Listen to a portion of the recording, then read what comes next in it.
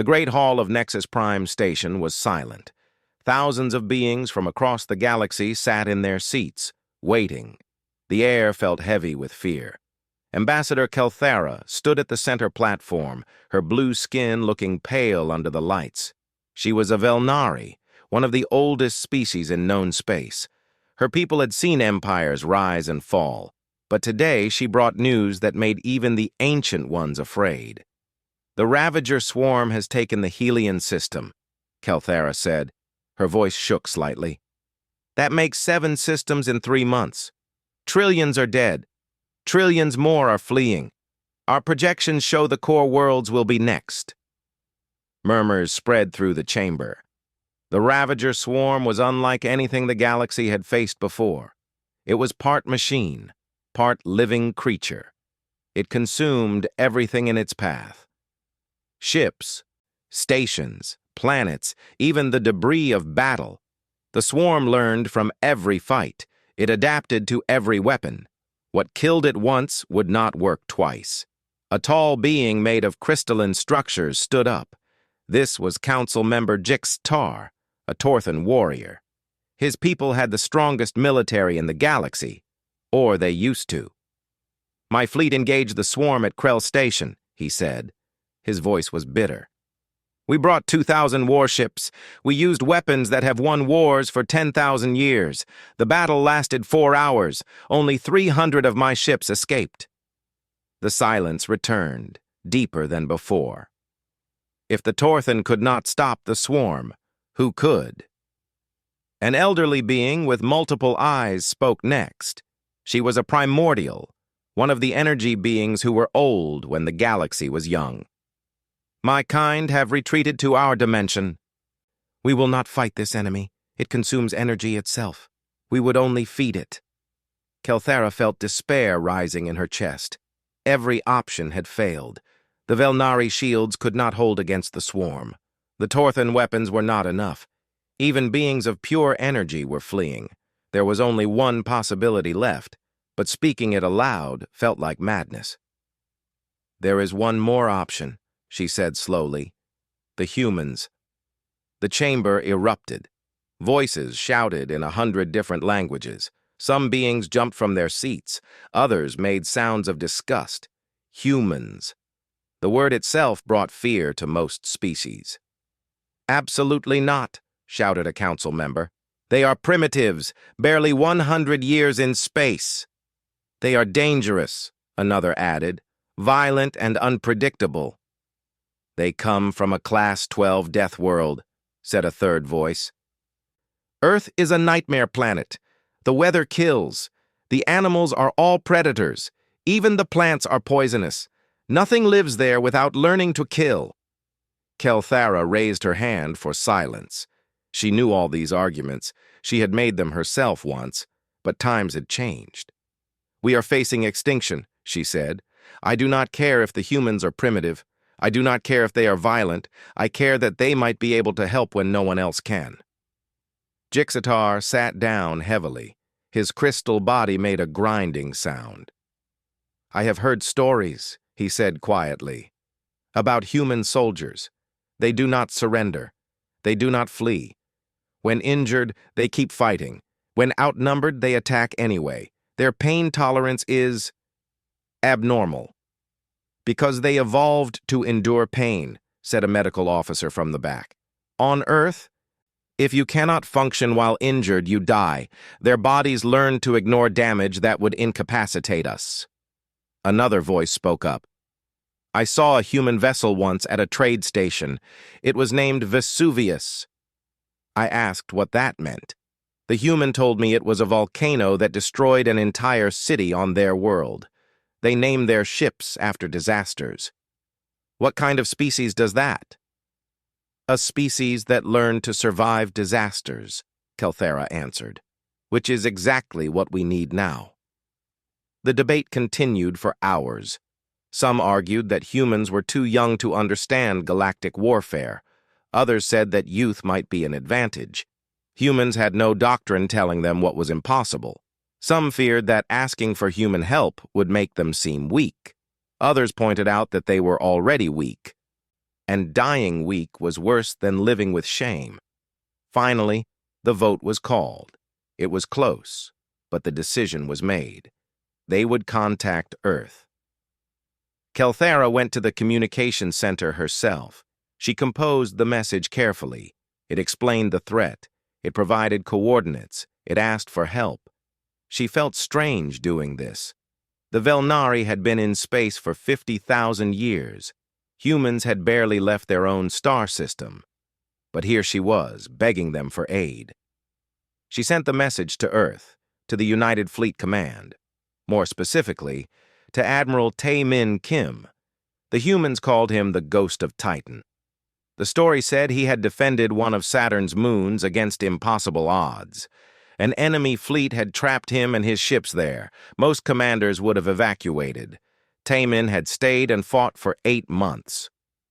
He lost 2/3 of his force, but he never lost the moon. The enemy finally gave up and left. Kelthera did not know if the story was true. Humans exaggerated sometimes. But if even half of it was real, Tae-Min was the kind of commander they needed. The reply came faster than she expected. Much faster. It had only been a few hours. The message was short, written in simple Earth English. Coordinates received. Fleet en route. Hold position. We're coming. Kelthera read it 3 times. Such confidence. Such certainty. The humans did not ask for more information. They did not negotiate terms. They did not question if they could win. They just said they were coming. She forwarded the message to the council. Within minutes, her communicator was flooded with responses.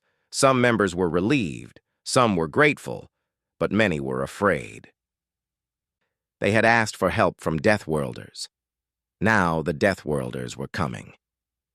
Kelthera looked out the window of the station at the stars beyond. Somewhere out there, the Ravager swarm was consuming worlds, and somewhere else, a human fleet was preparing to fight it. She did not know what would happen when they met. But she knew the galaxy was about to change. She whispered a prayer to the old gods of her people, gods she had not believed in for centuries. She prayed that calling the humans had been the right choice. She prayed that the cure would not be worse than the disease. Most of all, she prayed that when the battle came, she would live to see who won. The humans were coming. For better or worse, the Deathworlders were coming to war. Captain Ji-eun Park stood on the bridge of the UFS Indomitable and watched her crew work.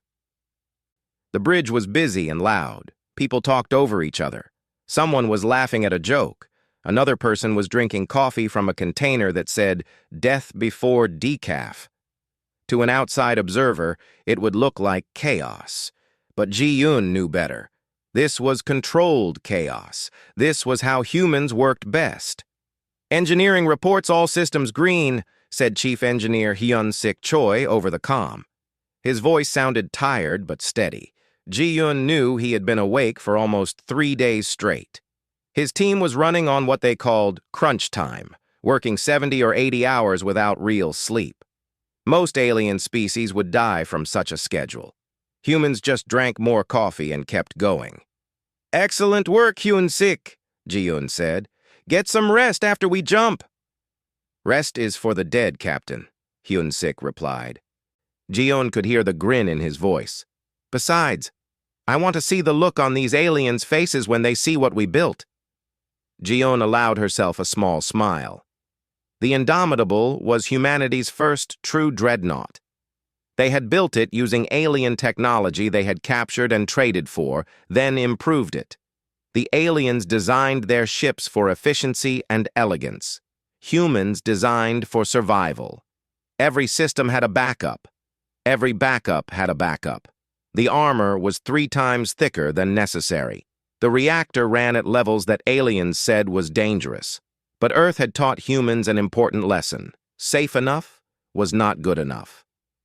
Over-engineer everything, because the universe was trying to kill you. Commander Bo-Ra Song approached Ji-eun with a data pad. Bo-Ra was the tactical officer, responsible for weapons and battle strategy. "Fleet composition is finalized, Captain," she said. 37 warships, 12 carrier groups, 200,000 Marines ready for deployment. Ji-eun looked at the list. Every ship name made her proud and a little sad at the same time. Krakatoa, Vesuvius, Chicxulub, Pompeii, Tunguska, Chernobyl, each one named after a disaster from Earth's history. Other species found this disturbing. Why name your ships after catastrophes? But humans understood. These names were reminders that Earth had tried to kill them for millions of years, reminders that they survived anyway, reminders that disaster made them stronger. The aliens won't know what hit them, Bora said. She was not talking about the Ravager swarm. She meant the Galactic Council, the ones who called humans primitive. Let's prove them wrong, Ji-eun said. Across the ship, in the medical bay, Dr. Nari Han was giving a briefing to the Marine commanders. Nari was a xenobiologist, an expert in alien life forms. She had spent weeks studying everything the Galactic Council had sent them about the Ravager swarm. The swarm is part organic, part machine, Nari explained. She brought up images on the screen that made some of the Marines grimace. The swarm ships looked like they were grown rather than built, all teeth and claws and pulsing flesh wrapped around metal skeletons. They adapt quickly. Every time you use a weapon against them, they learn. By the third or fourth attack, that weapon becomes useless. So how do we kill them? Asked Major Do-Ho Min. He was a veteran of the Mars Rebellion, a man who had seen real combat. By being unpredictable, Nari said. The swarm learns patterns. It expects enemies to use the same tactics repeatedly. But humans... She smiled. Humans are very good at being unpredictable. My recommendation is to never use the same weapon twice in a row. Keep switching. Keep them guessing. They adapt to patterns, so don't give them a pattern. Do-Ho nodded slowly. Hit them with everything at once. Exactly. Overwhelm their ability to adapt. They've never fought Deathworlders before. They don't know that Earth taught us to use every advantage, every tool, every dirty trick we can think of. The briefing ended, and the Marines left to prepare their equipment. Nari stayed behind, looking at the images of the swarm. She had not told them everything. The swarm had consumed thousands of ships. It had fought the best militaries in the galaxy. It always won. But she had a theory. The swarm had never fought a species that evolved as both predator and prey. Humans knew how to hunt, but they also knew how to be hunted. That dual nature made them dangerous in ways the swarm could not predict. On the command deck, Admiral Tae-min Kim watched the fleet assemble. 50 ships, each one carrying thousands of lives. He felt the weight of command settle on his shoulders. These people trusted him. The aliens trusted him. The entire galaxy was watching to see if the Deathworlders could do what no one else could. Tae-min was not a tall man, but his presence filled the room. His face showed the scars of old battles. His eyes had seen too much death, but they had also seen too much life to give up easily. He had earned his nickname, Ghost of Titan, by refusing to quit when quitting made sense. He had learned, like all humans learned, that making sense was less important than making a stand. "Admiral, all ships report ready," said his first officer. Tae-min nodded. He opened a channel to the entire fleet. Thousands of faces appeared on screens across 50 ships. "This is Admiral Kim," he said. His voice was calm, conversational. 3 days ago, we received a call for help. The Galactic Council, who spent years telling us we were too primitive for space, asked us to save them. Some of you might think that's funny. Some might want to refuse out of pride. He paused, letting that sink in. But we're not going because they asked nicely. We're going because that's what we do. Earth made us survivors, yes, but it also made us pack animals. We protect our pack, and right now the galaxy is our pack, whether they like it or not. Faces on the screen showed determination, pride, even excitement. These were people who had volunteered to fly into hell because someone needed help. "The Ravager swarm has won every battle it ever fought," Taemin continued. "It's faster, stronger, and smarter than anything the galaxy has seen. On paper, we should lose. On paper, we should run." He smiled, and it was not a kind smile. "Good thing we never learned to read those papers. All ships, prepare for jump. Let's show them what Deathworlders can do." The bridge crew began the jump sequence. Engines that ran too hot powered up. Reactors that should not be stable hummed with barely contained energy. Weapons that the aliens said were too dangerous charged to full capacity. Everything about the human fleet violated galactic safety standards. But humans had learned long ago that safety was less important than effectiveness. "Jump in 3, called out the navigator. 2, 1, mark." Space twisted, reality bent. 50 human warships punched through the fabric of the universe like bullets through paper. They emerged in the Velnari system in perfect formation, their drives burning bright enough to be seen from the planet's surface. On Nexus Prime Station, alarms began to sound. Energy readings spiked. Ambassador Kelthara rushed to the observation deck and saw them. 50 ships, each one bristling with weapons, each one radiating heat and power that made the sensors scream. "By the old gods," she whispered, "they actually came." The human fleet hung in space like a promise and a threat. They had arrived. The Deathworlders were here, and the galaxy would never be the same. The orbital stations around Velnari Prime detected the human fleet, and panic spread like fire. The sensors showed readings that made no sense. These ships were built all wrong. They had armor that was too thick. They had redundant systems where there should be elegant efficiency. Their energy signatures spiked wildly, reactors running at levels that should cause catastrophic failures. Everything about these vessels screamed danger. A junior officer on the Velnari command station stared at his screen. "Sir, those reactors are running at 110% capacity. That should be impossible. That should be suicide." His commander looked at the readings and felt fear crawl up his spine. "They are Deathworlders," he said quietly. "For them, impossible just means difficult." Ambassador Kelthara established a communication link with the human flagship. The face that appeared on her screen made her pause. Admiral Tae-Min Kim looked human enough, but there was something in his eyes that spoke of battles fought and won at terrible cost. Scars marked his face. His hair was going gray at the temples. He looked tired and calm at the same time. "Ambassador Kelthara," Tae-Min said. His voice was respectful but not submissive. "We received your distress call. We are here to help." Kelthara felt relief flood through her. "Thank you, Admiral. Thank you for coming. We were not sure anyone would answer." "You called for help," Taemin said simply. "That's what we do. We help." Kelthara wanted to say more, to explain how grateful she was, but the sensors started screaming. Every screen turned red. The Ravager swarm had arrived. They came out of jump space like a nightmare made real. 300 bioships, each one a horror of organic and mechanical parts fused together.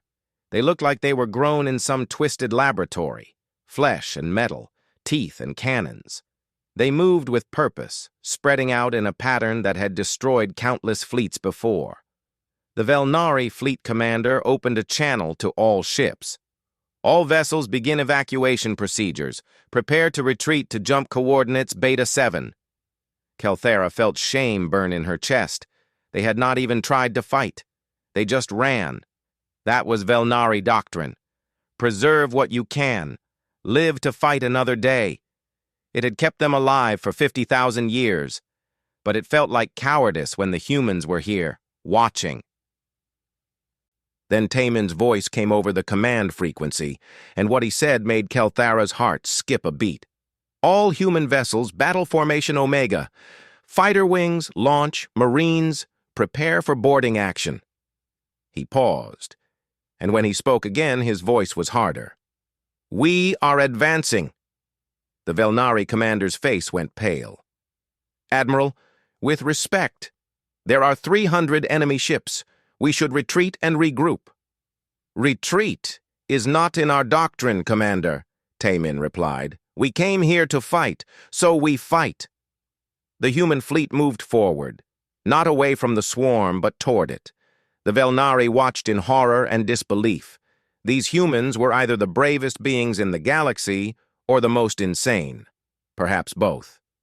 Lieutenant Young-Ho Shin sat in his fighter cockpit and felt his heart racing. He led the first fighter wing, 120 small craft against an enemy that had never been defeated. Behind him, his squadron waited for the order to launch. They were all volunteers. Every single one had known this might be a one-way trip. They came anyway. "Green light," called the carrier deck officer. "Launch, launch, launch!"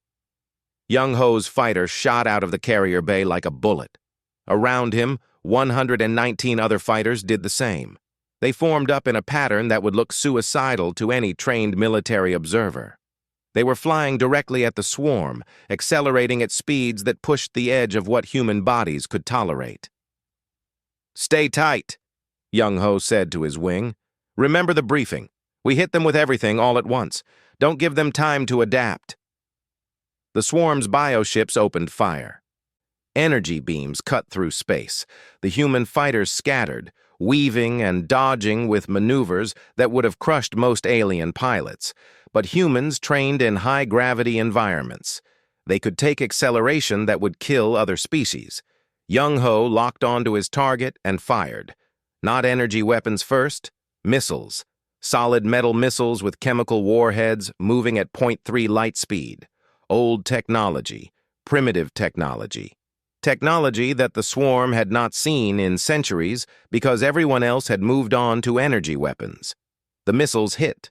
The swarm ships had raised their adaptive shields, configured to absorb energy. But these were not energy weapons. These were just very fast, very heavy pieces of metal. Physics did not adapt. Kinetic energy did not care about shields. 3 bioships disintegrated. The swarm reacted instantly, adapting. The next wave of ships grew thicker armor, specifically designed to handle kinetic impacts. But by then, the human fighters were already firing plasma cannons. The swarm adapted to plasma. The humans switched to lasers. The swarm adapted to lasers. The humans switched back to missiles. On the Velnari command station, the military observers watched in stunned silence. They were witnessing something that had never been done before. The humans were not trying to find the right weapon. They were using every weapon at once, overwhelming the swarm's ability to adapt by hitting it with too many different attacks simultaneously. Captain Yoon-Ah Lee commanded the destroyer Typhoon. Her ship was smaller than the dreadnoughts, built for speed and aggression. She saw an opening in the swarm formation and took it without hesitation. "All power to forward shields," she ordered. "Point defense guns to maximum. We're going through." Her crew executed without question. The Typhoon accelerated directly into a cluster of 5 bioships. It should have been suicide. The swarm ships closed in like jaws, but Yoon-Ah had timed it perfectly. Her shields flared bright as they absorbed impacts. Her point defense guns chewed through organic armor at point-blank range. The Typhoon punched through the cluster like a fist through paper and emerged on the other side, damaged but functional.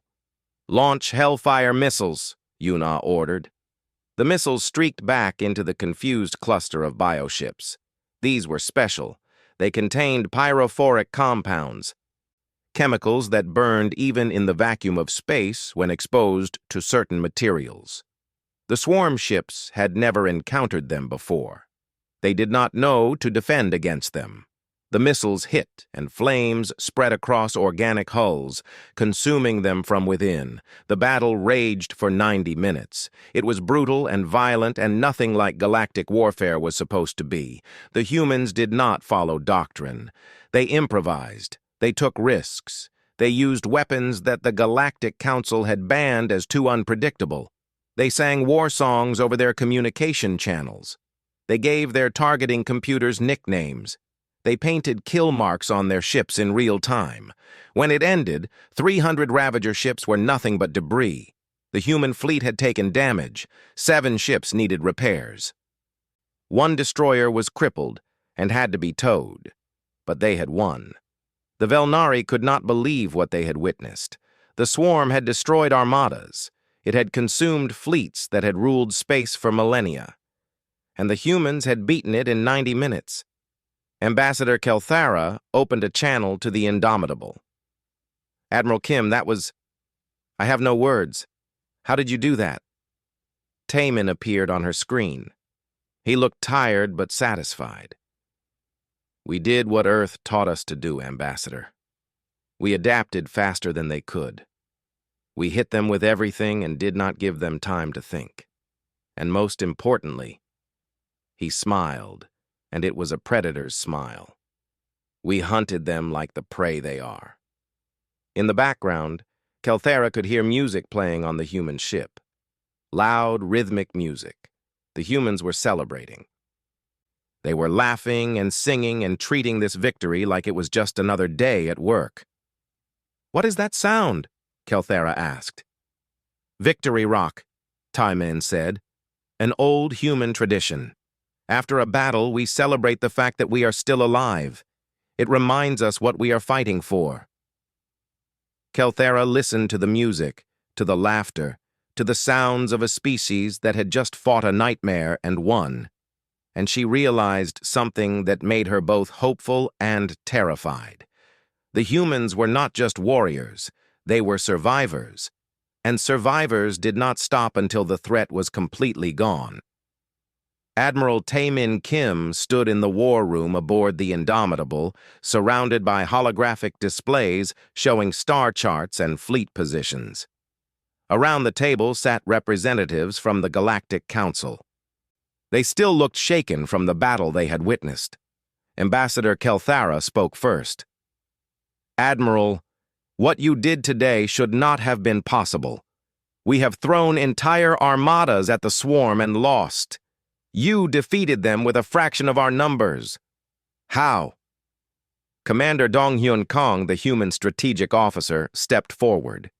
He was younger than Taemin, but had a mind for warfare that impressed even the alien observers. You fought them like prey, Dong-Hyun said bluntly. You defended positions. You reacted to their attacks. You tried to preserve your resources and minimize losses. He brought up a tactical display showing the previous Velnari battles against the swarm. See here? Every time the swarm advanced, you retreated. Every time they adapted, you fell back to regroup. You fought to survive, not to win. Jixatar, the Torthan warrior, bristled at this. We fought to preserve lives, to ensure our species would continue. And that is why you lost, Dong-Hyun replied, not unkindly. The swarm does not care about preservation. It cares about consumption. You cannot outlast an enemy that grows stronger from every battle. You have to destroy it completely. Taemin nodded. On Earth, we have predators and prey. For millions of years, our ancestors were both. We learned to hunt, but we also learned to be hunted. That taught us something important. When a predator threatens your pack, you do not run and hope it goes away. You hunt it down and kill it. You remove the threat permanently. Ambassador Kelthara felt a chill. The way Taemin spoke about hunting made it clear this was not just strategy. This was instinct. Humans did not just fight wars. They eliminated threats. So, what do you propose? She asked. We track the swarm to its source and destroy it, Taemin said simply. The room exploded with protests. Council members stood up, their translators struggling to keep up with multiple languages being spoken at once. Finally, one voice cut through the noise. That is suicide, shouted a council member. The swarm spans multiple star systems. Its source is unknown. It could be anywhere. You would be hunting shadows across the galaxy. Then we hunt shadows, Taemin replied calmly. We keep hunting until we find the source. And then we kill it. Dr. Narration stepped forward. She had been studying the swarm data non-stop since the battle. The swarm is not random, she explained. Its movements show coordination. Its adaptations happen too quickly to be individual learning. There is a central intelligence controlling everything, a hive mind. Kill that, and the entire network collapses. You cannot know that for certain, another council member argued. No, Nari admitted, but it is the best theory we have. And humans learned long ago that when facing extinction, you take the best chance you have and commit to it fully. The council argued for another hour, but in the end, the decision was made. The human fleet would hunt the swarm. The Galactic Council would provide support and intelligence, and everyone would pray to their respective gods that the Deathworlders knew what they were doing. Captain Sumin Jang commanded the stealth frigate Silent Hunter. Her ship was small, built for reconnaissance in hostile territory. It could hide from sensors, slip through enemy lines, and survive in environments that would destroy larger vessels. Sumin herself was known for taking risks that made other captains nervous.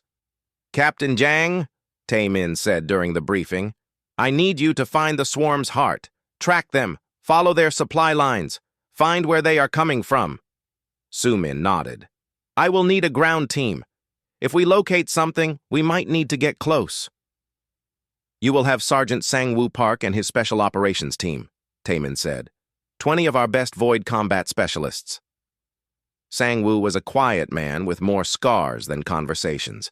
His team trained for zero-gravity combat, void survival, and what they cheerfully called hostile environment insertions, which meant landing on enemy territory and causing chaos. Over the next 3 weeks, the human fleet conducted a campaign unlike anything the galaxy had seen. They did not hold territory. They did not build defensive positions. They struck, destroyed, and moved on.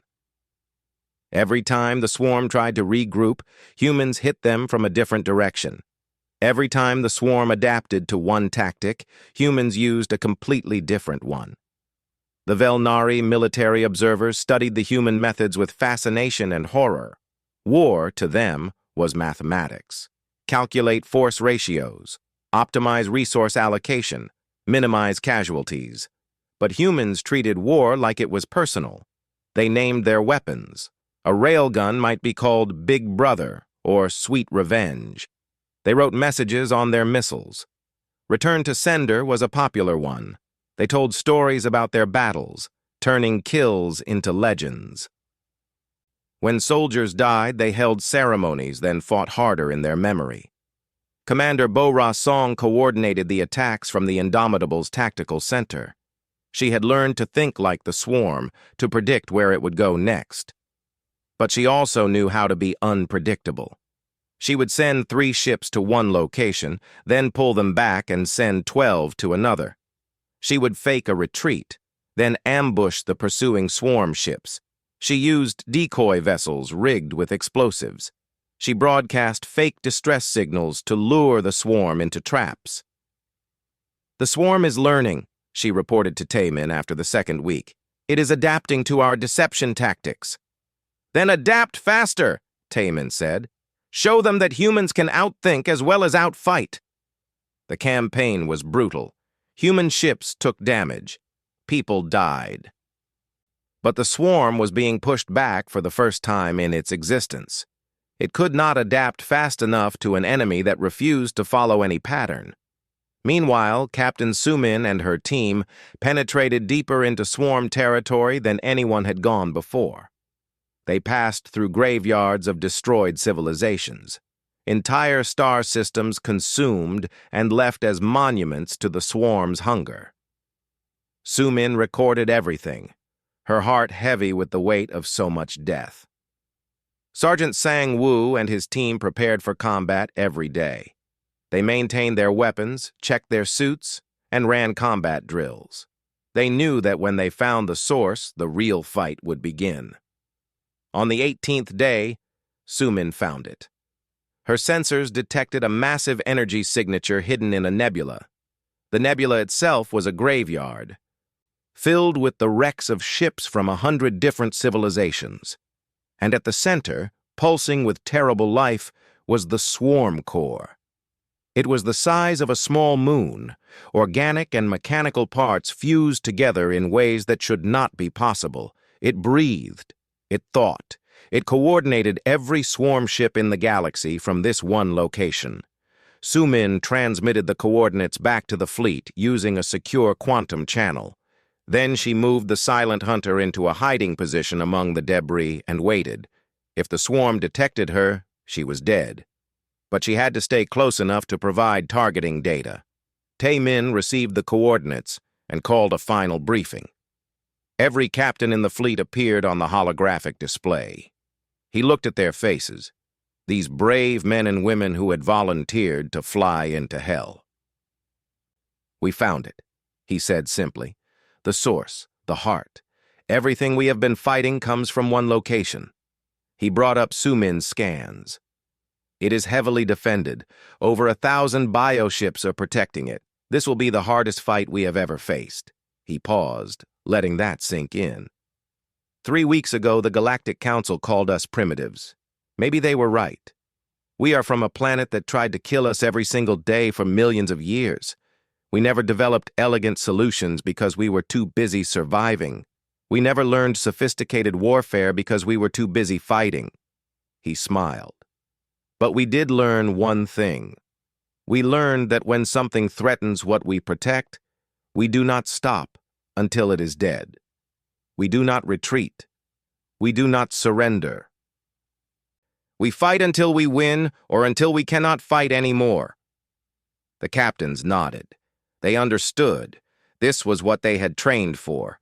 This was what being human meant. "All ships," Tae-min ordered. "Plot jump coordinates. We are ending this war." The Graveyard Nebula earned its name honestly. Ionized gases glowed with the colors of dying stars. Floating among the clouds were thousands of shipwrecks, the remains of civilizations that had tried and failed to stop the swarm. Some wrecks were so old they had turned to dust. Others were recent enough that their hull markings could still be read. This was where hope came to die. The human fleet emerged from jump space in the heart of this graveyard. 50 warships appeared in perfect formation, their drives burning bright against the darkness.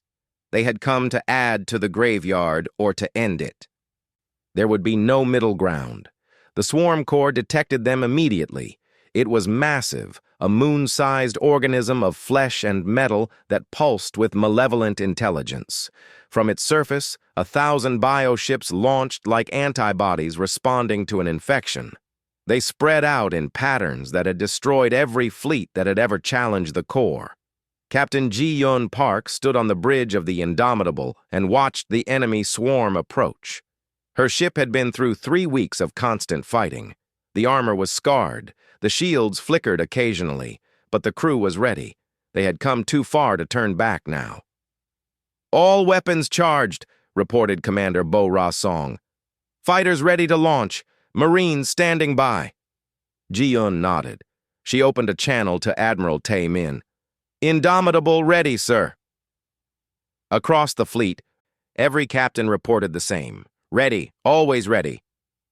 That was the human way. Tae-min stood in the command center and looked at the tactical display.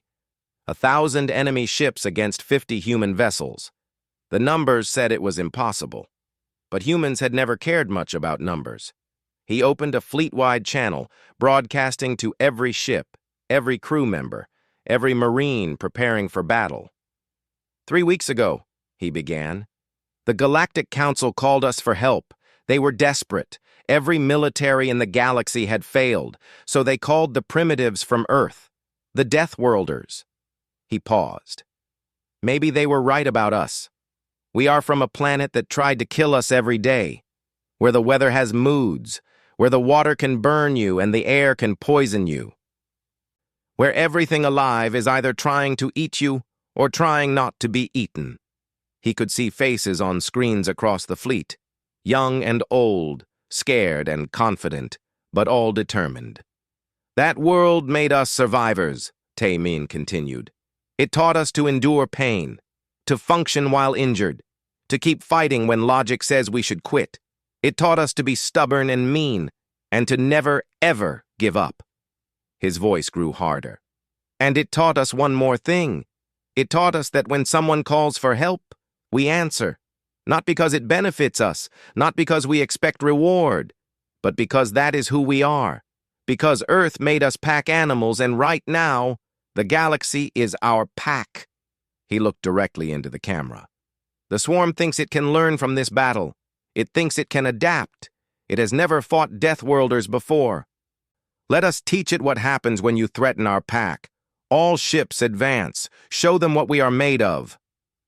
The human fleet surged forward, not in a careful, calculated approach, but in a full-speed charge that defied every rule of galactic warfare. The swarm launched its first wave of attacks. Energy beams, biomissiles, acid sprays, everything it had learned from 1,000 battles. The human shields absorbed the impacts, flickered, but held. Then the humans returned fire.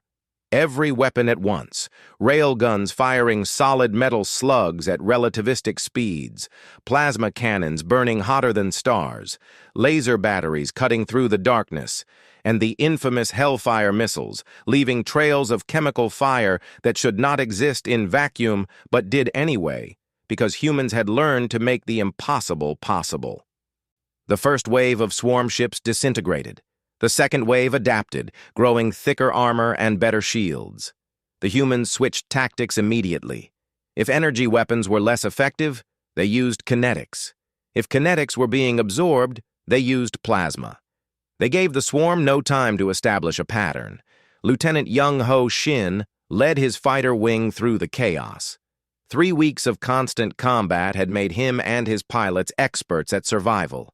They wove through enemy fire, using debris as cover, attacking from unexpected angles.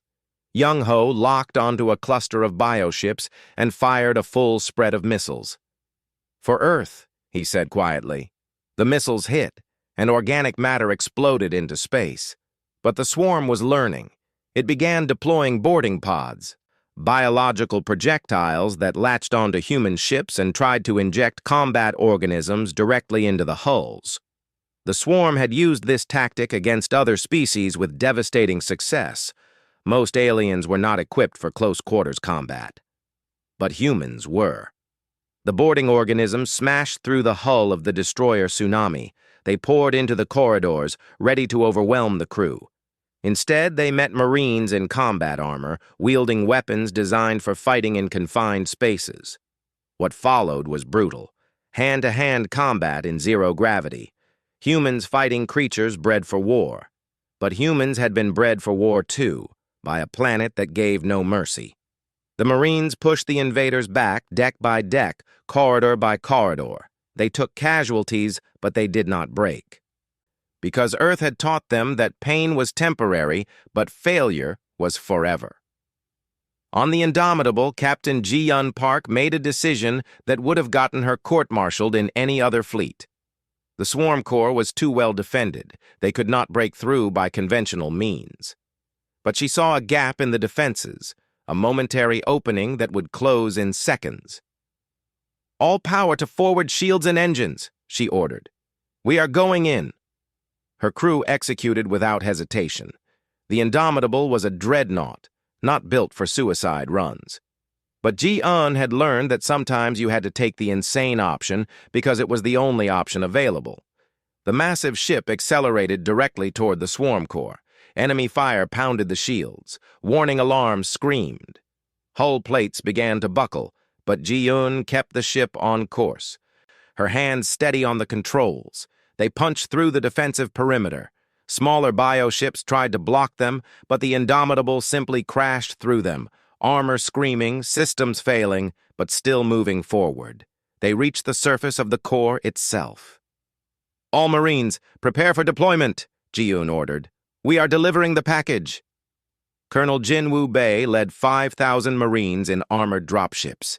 They launched from the dying Indomitable directly onto the surface of the Swarm Corps. The fighting that followed was nightmare material. The core's surface was alive, trying to digest the invaders. The Marines fought their way through organic defenses, using flamers and explosives and sheer determination. Jinwoo led from the front, as all good human officers did. They reached the insertion point, a vulnerable area that Dr. Nari Han had identified from her research. Jinwoo planted the device himself, a zero-point detonation device, humanity's most terrifying weapon, a bomb that would tear a hole in space-time itself. "Package delivered," Jinwoo reported. "All units, fall back to extraction points." The Marines fought their way back to the dropships. Not all of them made it. The swarm threw everything at them, desperate to stop what was coming. But enough Marines escaped. Enough to tell the story later. Captain Ji-un Park stayed on the Indomitable until every lifeboat had launched. The ship was dying around her, fires spreading through decks, life support failing. She finally stepped into the last escape pod as the bridge collapsed behind her. Admiral Taemin watched the tactical display. The device was armed. The fleet was pulling back. But they needed more distance. The swarm, sensing its doom, launched a final desperate attack. Bioships threw themselves at the retreating human fleet with suicidal abandon. "All ships, emergency jump," Taemin ordered. "Now!" The human vessels executed emergency jumps, some with critical damage, some barely holding together. They jumped just as the zero-point device detonated. The explosion was beautiful and terrible. It did not make sound in vacuum, but every sensor in the system screamed. The swarm core and every bioship within a light second simply ceased to exist. The gravitic shockwave rippled through the nebula, tearing apart debris and gas clouds. It was the death of a god, and it was absolute. Across 7 star systems, the remaining swarm ships suddenly went silent. Their coordination vanished. Their intelligence evaporated. They floated dead in space, nothing but empty husks now that the hive mind was gone. The battle was over. The war was won. 3 months later, the Galactic Council met on Nexus Prime for a ceremony. The Great Hall was filled with representatives from 1,000 species. Trillions of lives had been saved. 7 systems were free from the swarm, and all of it was because of the humans. Admiral Taemin Kim stood before the assembly in his dress uniform. The uniform bore marks from the battles. He had refused to replace it. Let them see the cost of victory, he thought. Ambassador Kelthera approached with the Star of Valor, the highest military honor in galactic history. "Admiral Kim," she said, her voice carrying through the hall, "on behalf of the Galactic Council and all free peoples, we present you with this honor. Your courage saved us all." Taemin accepted the medal, but when he spoke, his words surprised everyone. "I accept this on behalf of my fleet, especially the 3,847 humans who did not make it home. They gave everything so that others could live. That is what humans do." He looked at the assembled aliens. "You call us Deathworlders like it is a curse. Maybe it is. Earth made us hard because it had to, but it also taught us something you have forgotten. When the strong protect the weak, when predators defend instead of prey, that is not savagery. That is civilization." The hall was silent. "You called for help. We came. That is what neighbors do. Remember that the next time you think about calling us primitives." The Council voted that day to offer humanity full membership, not as junior partners, but as equals. More than that, they offered a seat on the Security Council, because they had learned an important truth. The next threat would come eventually, and when it did, they wanted the Deathworlders on their side. The galaxy had changed. The humans had proven that sometimes the best weapon was not technology or ancient knowledge. Sometimes it was simply refusing to quit.